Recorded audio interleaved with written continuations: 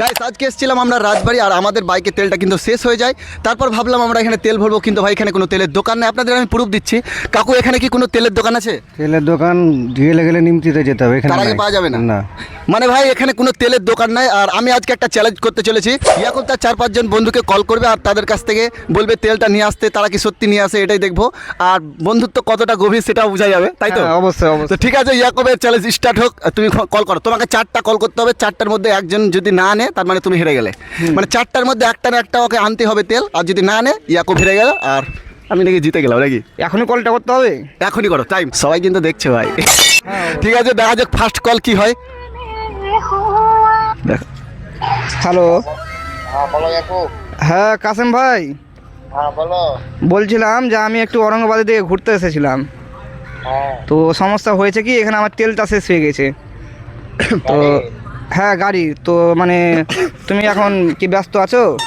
হ্যাঁ একটু ব্যস্ত হলাম, হসপিটাল দেখছি একটু। আহ, একটা কাজ করো না তো, আমি ওই টাকা পাঠিয়ে দিয়েছি তোমাকে ফোন পেতে, হ্যাঁ। তুমি নিয়ে নিতে ও মানে আশেপাশে তো কোনো দোকান নাই, ওটাই তো সমস্যা হয়ে গেছে। আমি অন্যজনকে দেখবো, অন্যজনকে পাঠাবো কি? না আমি দেখছি, থাক থাক, অন্যজনকে আমি দেখছি ফোন করে। অন্য একজন আছে, ওদেরকে দেখছি। যাবার থাকবে না, যাবার। ঠিক আছে, রাখছি। হ্যাঁ কাসেম ভাই, হ্যাঁ হ্যাঁ ঠিক আছে। এটা তো আসলে ভাইটা দিতে চেয়েছিল, বাট তার একটু ব্যস্ততার কারণে আসতে পারেনি, কিন্তু চেষ্টা করেছিল। তোমার কি মনে হয় কেউ না কেউ তোমার কল তুলে তেল এনে দিবে তোমাকে? হ্যাঁ এটা তো মানে স্বাভাবিক, 4-5 জন তো আছে আমার এরকম বন্ধু, তো এখন ওরা ব্যস্ত থাকে, তো এটা একটা কাজের সময় ওদের। ভাই ব্যস্ত কিন্তু আমি দেখবো না, আমি দেখবো তার বন্ধুত্ব কতটা কেউ তো আনি কিনা, এটাই দেখবো। তুমি কল করো, নেক্সট কল করো।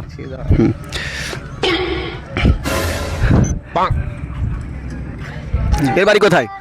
এর বাড়ি মোটামুটি এটা মানে বাজারের দিকে, ঔরঙ্গাবাদের দিকে। ও আচ্ছা, ঠিক আছে, দেখা যাক কি হয়। আমি ওটার জন্য এক্সাইটেড।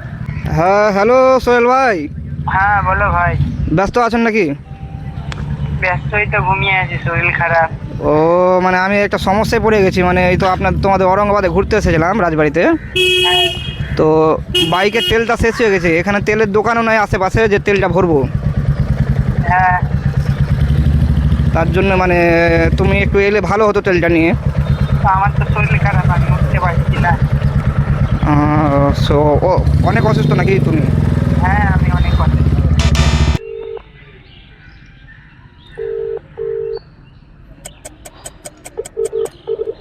ভাই কলই তো তুলে না মনে হয়।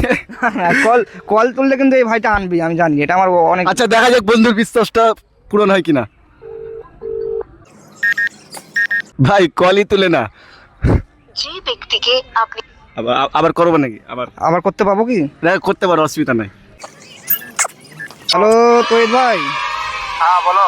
ও সমস্যা হয়েছে কি, যে আমি মানে বাজারে ঘুরতে এসেছিলাম ঔরঙ্গাবাদের দিকে রাজবাড়ি। তো এখানে মানে তেলটা শেষ হয়ে গেছে, আর তুমি তো জানো রাজবাড়ির দিকে কোনো তেলের দোকান নাই। হ্যাঁ জানি। তো মানে তেলটা মানে আমাকে মানে এখানে মানে পাওয়া মুশকিল, আমাকে অনেকখানি যেতে হবে। তুমি কি একটু রাজবাড়ির দিকে আসতে পারবা তেল নিয়ে?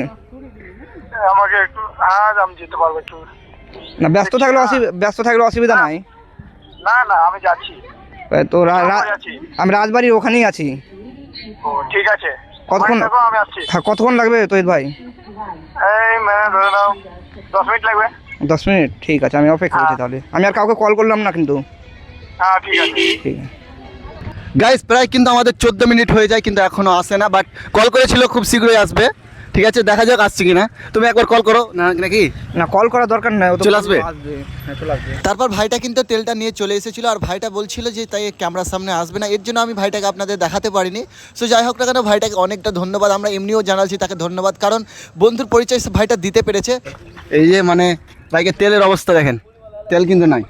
আর গাইস আপনাদের ভিডিওটা কেমন লাগলো অবশ্যই কমেন্টে জানাবেন, আর পেজটাকে অবশ্যই ফলো করবেন।